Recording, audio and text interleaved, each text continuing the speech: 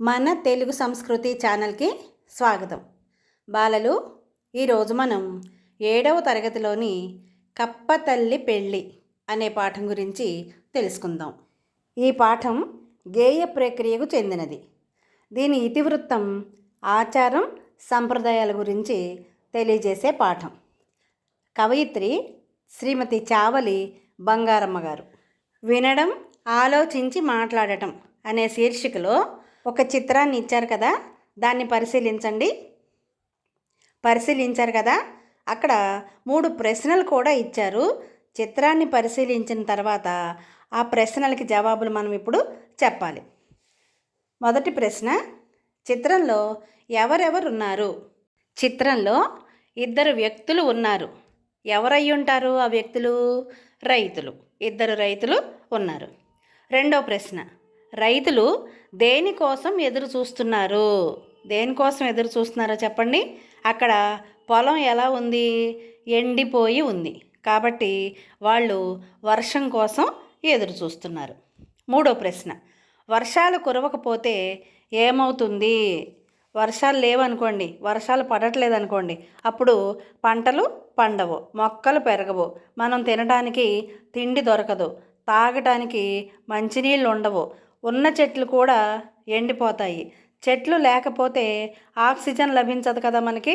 నీరు, ఆక్సిజన్ లేకపోతే మనందరం చనిపోతాం. భూమి ఎండిపోతుంది, ఎడారిగా మారిపోతుంది.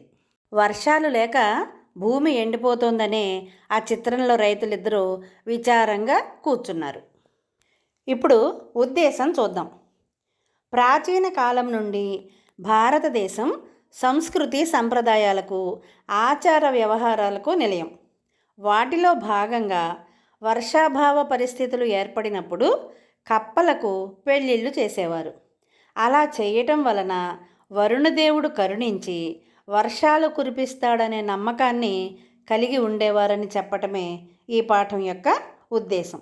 ప్రాచీన కాలం నుండి అంటే పూర్వకాలం నుంచి కూడా మన భారతదేశం సంస్కృతి సంప్రదాయాలకు అంటే మనం పాటించేటటువంటి ఆచార వ్యవహారాలని, అలవాట్లని, పద్ధతులనే సంస్కృతి సంప్రదాయాలు, ఆచార వ్యవహారాలని అంటారు. వీటన్నింటికీ కూడా మన భారతదేశం నిలయం. వాటిలో భాగంగా అంటే ఆ సంస్కృతి సంప్రదాయాలు, ఆచార వ్యవహారాల్లో భాగంగానే వర్షాభావ పరిస్థితులు ఏర్పడినప్పుడు, వర్షాభావ పరిస్థితులు అంటే వర్షం కావలసిన దానికంటే చాలా తక్కువగా పడటం లేదా అసలు వర్షమే పడకుండా ఉండటం, దీన్ని వర్షాభావ పరిస్థితి అని అంటారు. అలాంటి పరిస్థితులు ఏర్పడినప్పుడు కప్పలకు పెళ్ళిళ్ళు చేసేవారట పూర్వకాలం. ఎందుకని? అలా చేయటం వలన వరుణదేవుడు కరుణించి వర్షాలు కురిపిస్తాడు, వానలు కురిపిస్తాడు అనే నమ్మకంతో పూర్వకాలం కప్పలకి పెళ్ళిళ్ళు చేసేవారట. కప్పలకు పెళ్ళిళ్ళు చేస్తే వర్షాలు కురుస్తాయి అనే నమ్మకాన్ని కలిగి ఉండేవారు అని చెప్పటమే ఈ పాఠం యొక్క ఉద్దేశం. అది పూర్వకాలం ప్రజల యొక్క నమ్మకం. కానీ ప్రస్తుతం అయితే కప్పలకి పెళ్ళిళ్ళు చేస్తే వర్షాలు కురుస్తాయా, ఇదంతా మూఢనమ్మకం అని చెప్పి తీసి అవతల పడేస్తారు. సరే, ఎవరి నమ్మకాలు వాళ్ళవి కదా. ఇప్పుడు మనం కవి పరిచయం గురించి తెలుసుకుందాం. చావలి బంగారమ్మ గారు. ఈవిడ 1897, 1970 ఈ మధ్యకాలంలో జీవించి ఉన్నారు. చావలి బంగారమ్మ గారు తూర్పుగోదావరి జిల్లా కొత్తపేట మండలం మోడేకుర్రు గ్రామంలో జన్మించారు. 1930లో ముద్దుకృష్ణ వైతాళికుల ద్వారా వీరి కవితలు వెలుగులోకి వచ్చాయి. ఈవిడ రచించినటువంటి కవితలన్నీ కూడా ముద్దుకృష్ణ అనే వైతాళికుల ద్వారా వెలుగులోకి వచ్చాయట. వైతాళికులు అంటే ఎవరు? మార్గదర్శి, మేలు కొలిపేవారు అని అర్థం. అంటే మనకి ప్రేరణ ఇచ్చేవారు అని కూడా చెప్పుకోవచ్చు. ఆయన పేరు ముద్దుకృష్ణ. ఆయన ద్వారా తెలిసినట అందరికీ. బంగారమ్మ కవితలు తెలుగు కవిత్వంలో కొత్త ఒరవడిని, సరికొత్త భావ వ్యక్తీకరణను తీసుకొచ్చాయి. కొత్త ఒరవడి అంటే మామూలు అర్థంలో చెప్పుకోవాలంటే విద్యార్థులు అక్షరాలు నేర్చుకోవటానికి ఉపయోగించే మేలుబంతి వ్రాతని వరవడి అంటారు. కానీ ఇక్కడ ఒక కొత్త మార్పుని, వేగాన్ని, తీరుని అని చెప్పుకోవచ్చు. ఒక కొత్త విధానాన్ని, సరికొత్త భావ వ్యక్తీకరణ, భావాన్ని తెలియచేసేటటువంటి విధానంలో కూడా ఒక కొత్తదనాన్ని తీసుకొచ్చాయిట. వీటిని 1958లో 42 కవితలతో కాంచన విపంచి పేరుతో సంకలనం చేశారు. అంటే ఈవిడ రచించినటువంటి 42 కవితలని కూడా ఒకే పుస్తకంలో అచ్చువేసి ఆ పుస్తకానికి కాంచన విపంచి అనే పేరు పెట్టారన్నమాట. ఇప్పుడు గేయం పాడుకుందామా? కప్పతల్లి పెళ్ళి నేడు చూడారే కావిళ్ళని లొంపినాడు. కప్పతల్లి పెళ్ళి నేడు చూడారే కావిళ్ళని లొంపినాడు. వరుణదేవుడు వంపినాడు, ఓ చెలి వాడలన్నీ నింపినాడు. వరుణదేవుడు వంపినాడు, ఓ చెలి వాడలన్నీ నింపినాడు. కప్పతల్లి పెళ్ళి నేడు చూడారే కావిళ్ళని లొంపినాడు.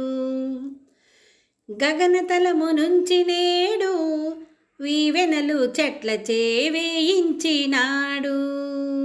స్వర్గాధినాథుడు నేడు రథమెక్కి పయనమై పోవుచున్నాడు. కప్పతల్లి పెళ్ళి నేడు చూడారే కావిళ్ళని లొంపినాడు. భత్యాలు లేకనే వాడు పెళ్ళికి బాజాలు వేయించినాడు. బండరాళ్ల పైని వాడు చక్రములు బడబడా దొర్లించినాడు. కప్పతల్లి పెళ్ళి నేడు చూడారే కావిళ్ళని లొంపినాడు. బాణసంచా వెలితి లేదే పెళ్ళికి బహుబాగుగా చేసినారే. కళ్ళు చెదిరే మెరుపులమ్మ చూడగా ఒళ్ళు పరవశమౌను సుమ్మా. కప్పతల్లి పెళ్ళి నేడు చూడారే కావిళ్ళని లొంపినారు. కప్పమ్మ పెళ్ళి కోయంచు మేళములు గొప్పగా తెప్పించినారే. చెప్పశక్యము కాదు వేరే బోదురు కప్పలా మేళములు రారే. కప్పతల్లి పెళ్ళి నేడు చూడారే కావిళ్ళని లొంపినాడు. కప్పమ్మ గడప తొక్కినది శుభమన్న సూచనలు చూరు చెప్పినది. కప్పలెగిరే వానలమ్మ పొలములో కనకాలే పండుతాయమ్మా. కప్పతల్లి పెళ్ళి నేడు చూడారే కావిళ్ళని లొంపినాడు. వరుణదేవుడు వంపినాడు, ఓ చెలి వాడలన్నీ నింపినాడు. కప్పతల్లి పెళ్ళి నేడు చూడారే కావిళ్ళని లొంపినాడు. వరుణదేవుడు వంపినాడు, ఓ చెలి వాడలన్నీ నింపినాడు. వాడలన్నీ నింపినాడు, వాడలన్నీ నింపినాడు. గేయం విన్నారు కదా? ఇప్పుడు దాని యొక్క భావాన్ని చెప్పుకుందాం. కప్ప తల్లి పెళ్ళి నేడు, ఈరోజు కప్పలకి పెళ్ళి జరుగుతోంది.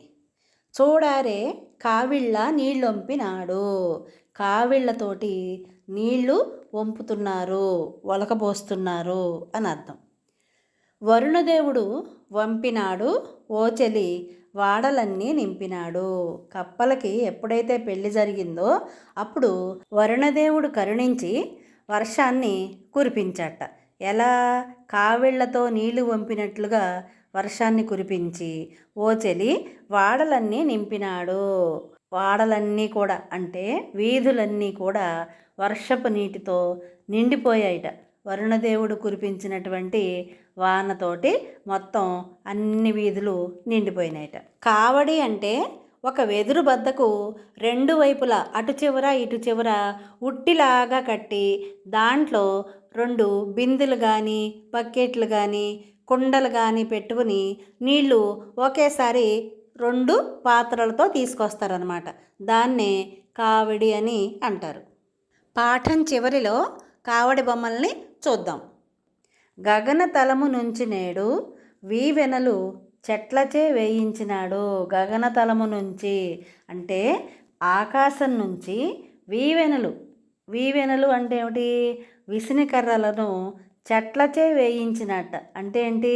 వాయుదేవుడి వల్ల వచ్చే గాలికి చెట్లు ఊగుతాయి కదా, ఆ చెట్లు ఊగినప్పుడు మరి మనకి కూడా గాలి వేస్తుంది కదా, అందుకనే ఏమంటున్నాడు? చెట్లు అనే విసనకర్రలతోటి విసిరించాడట. పూర్వకాలం విద్యుత్తు, ఫ్యానులు ఇవేమీ లేవు కదా. ఎవరైనా మన ఇంటికి వస్తే వాళ్ళకి మర్యాదపూర్వకంగా ఆ ఇంట్లో వాళ్ళే ఎవరో ఒకరు విసనకర్రతో విసిరేవాళ్ళు, వాళ్ళ గౌరవార్థం. అలాగే పెళ్ళివారికి చెట్లచే అంటే చెట్లు అనే విసనకర్రలతోటి గాలి వీచేటట్లుగా చేశారట. తర్వాత స్వర్గాధినాథుడు నేడు రథమెక్కి పయనమై పోవుచున్నాడు. స్వర్గాధినాథుడు, స్వర్గానికి నాథుడు అంటే రాజు. ఎవరు? ఇంద్రుడు. ఆ ఇంద్రుడు ఏం చేస్తున్నట్ట? గబగబా రథమెక్కి వెళ్ళిపోతున్నట్ట. భత్యాలు లేకనేవాడు పెళ్ళికి బాజాలు వేయించినాడు. భత్యాలు అంటే ఎలాంటి డబ్బులు తీసుకోకుండానే పెళ్ళికి బాజాలు వేయించాడట. బాజాలు అంటే ఏంటి? మంగళ వాయిద్యాలు. మరి పెళ్ళికి మేళాలు మంగళ వాయిద్యాలు లేకుండా పెళ్ళి అవ్వదు కదా. ఇక్కడ కప్పల పెళ్ళికి డబ్బులు తీసుకోకుండా ఇంద్రుడు మంగళ వాయిద్యాలు పెట్టించాడట. బండరాళ్ల పైనివాడు చక్రములు బడబడా దొర్లించినాడు. చూడండి, ఇంద్రుడు బండరాళ్ల పైన రథచక్రాలతో బడబడా దొర్లించుకుని ప్రయాణమై వెళుతుంటే వాటి మీద నుంచి వచ్చినటువంటి శబ్దమే ఈ పెళ్ళికి మంగళ వాయిద్యాలుగా భావించారట. బాణసంచా వెలితి లేదే పెళ్ళికి బహుబాగుగా చేసినారే. బాణసంచ అంటే టపాకాయలు అవన్నీ కాలుస్తారు కదా. ఏముంది బాణసంచా? పెళ్ళికి బహుబాగుగా చేసినారే. కళ్ళు చెదిరే మెరుపులమ్మ చూడగా ఒళ్ళు పరవశమవును సుమ్మ. చూడండి, బాణసంచా వెలితి లేదు, కళ్ళు చెదిరే మెరుపులు. అక్కడ వర్షం వచ్చేటప్పుడు ఉరుములు మెరుపులు వస్తాయి కదా, మేఘాలు గర్జిస్తూ ఉంటాయి, వాటిల్నే ఉరుములు అంటాం మనం. తర్వాత మెరుపులు మెరుస్తూ ఉంటాయి, అవే ఈ కప్పల పెళ్ళికి బాణసంచా అని చెప్తున్నారు.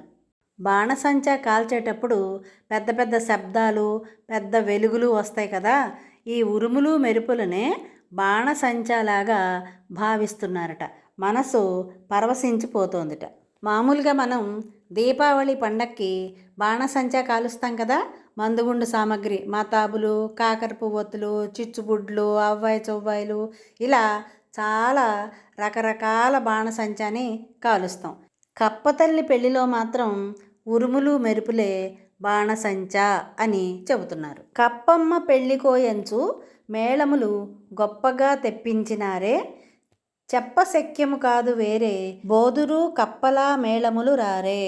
కప్పమ్మ పెళ్ళికి గొప్పగా మేళాలు తెప్పించారట. ఏం మేళాలవి? అసలు దాన్ని వర్ణించనలవి కాదట. ఏమిటవి? బోదురు కప్పల మేళములు. బోదురు కప్పలు, అప్పటి వరకు ఎక్కడో ఉన్నటువంటి బోదురు కప్పలు ఈ కప్పతల్లి పెళ్ళికి ఎక్కడి నుంచి వచ్చినాయో బెకబెకలాడుతూ ఎగురుతూ శబ్దాలు చేస్తున్నాయట. ఆ శబ్దాలే కప్పల పెళ్ళికి మేళములు అని చెబుతున్నారు. కప్పమ్మ గడప తొక్కినది శుభమన్న సూచనలు చూరు చెప్పినది. కప్పలకి పెళ్లి చేస్తారు కదా, ఆ కప్ప ఇంటికి వచ్చిందిట. ఇంటికి రాగానే ఇంటి చూరు నుంచి వాన బొట్లు బొట్లుగా పడుతోందిట. అంటే ఏంటి? కప్పలకి పెళ్ళి చెయ్యంగానే వర్షం పడుతోంది. ఆ చూరు మీద నుంచి కిందకి కారుతోందిట వర్షం. శుభము అని చెప్పి సూచనని ఇచ్చిందిట. కప్పలెగిరే వానలమ్మ పొలములో కనకాలే పండుతాయమ్మా. కప్పలు ఎగిరేటటువంటి వానలు వస్తున్నాయి అంటే కప్పలు వర్షపు నీటిలో ఆనందంగా ఎగురుతూ ఉంటాయి అన్నమాట. వర్షం పడంగానే మబ్బు పట్టినప్పుడు నెమళ్ళు ఎలాగైతే పురివిప్పి నాట్యం చేస్తాయో వర్షపు నీటిలో కప్పలు అలాగే ఆనందంగా ఎగురుతూ బెకబెకలాడుతూ ఉంటాయి అన్నమాట. అలాంటప్పుడు పొలంలో బంగారం పండుతుంది. పొలంలో బంగారం పండటం అంటే ఏమిటి? బాగా పంట పండుతుంది, దిగుబడి ఎక్కువగా వస్తుంది అని అర్థం. ఇప్పుడు మొత్తం సారాంశం చెప్పుకుందాం, వినండి. నేడు కప్పలకు పెళ్లి జరుగుతోంది. పూర్వం కప్పలకు పెళ్లి చేస్తే వర్షం పడుతుంది అని పెద్దల మాట. వరుణదేవుడు కడవలతో నీళ్లను వంపినట్లుగా ఉంది. ఊరు వాడలు వర్షపు నీటితో నిండిపోయాయి. స్వర్గాధిపతి ఇంద్రుడు రథమెక్కి ముందుకు సాగిపోతున్నాడు. ఆ రథం యొక్క వేగానికి రథచక్రాల నుండి పుట్టిన గాలి చెట్లను అటు ఇటు కదుపుతోంది. పెళ్లికి వచ్చిన బంధువులకు విసనకర్రలతో విసురుట పూర్వకాలపు ఆచారం. ఆ పనిని ఇంద్రుడు చెట్లతో చేయిస్తున్నట్లుంది. ఇంద్రుని రథచక్రాలు బండరాళ్లపై నుండి వేగంగా ముందుకు వెళుతున్నాయి. వాటి నుండి పుట్టే శబ్దం పెళ్ళికి మంగళ వాయిద్యాలు వాయించినట్లుగా ఉంది. అంటే మేఘ గర్జనలు, ఉరుములు అన్నమాట. ఈ మంగళవాద్యాలకు ఇంద్రుడు ఎలాంటి ధనం తీసుకోలేదు. ఇంద్రుని రథచక్రాల వేగానికి, ఒత్తిడికి మెరుపులు పుట్టాయి. అవి చూడటానికి పెళ్లి సందర్భంలో కాల్చే బాణసంచావలే ఉన్నాయి. మనసును పరవశింప చేస్తున్నాయి. మేఘాలు వర్షించాయి. అప్పటిదాకా ఎక్కడో ఉన్న బోదురు కప్పలు బెకబెక శబ్దాలు చేస్తున్నాయి. బోదురు కప్పలు అంటే పెద్ద ఆకారంలో ఉండేటటువంటి కప్పలు. ఆ శబ్దాలు కప్పల పెళ్ళికి వాయించే మంగళవాద్యాల ధ్వని వలె ఉన్నాయి. కప్పతల్లి మా ఇంటి ముంగిటకు వచ్చింది. ఇంటి చూరు నుండి వాన బొట్లు బొట్లుగా పడుతుంది. కురిసిన వర్షపు నీటిలో కప్పలు ఆనందంగా ఎగురుతూ నాట్యం చేస్తున్నాయి. ఇక పొలంలో బంగారం పండుతుందన్న నమ్మకం కలిగింది అని ఈ గేయానికి సారాంశం. ఇవి చేయండి అనే శీర్షికలో ఉక్త లేఖన పదాలు ఇచ్చారు, చూడండి. కప్పతల్లి పెళ్ళి, నీళ్ళు, వరుణదేవుడు, స్వర్గాధినాథుడు, బండరాళ్ళు, పరవశము, రథము, బాణసంచ, మేళములు, శక్యము. పాఠం విన్నారు కదా.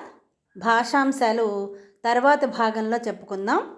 ఇలాంటి మరిన్ని వీడియోల కోసం చూస్తూనే ఉండండి మన తెలుగు సంస్కృతి ఛానల్. జై హింద్, జై భారత్.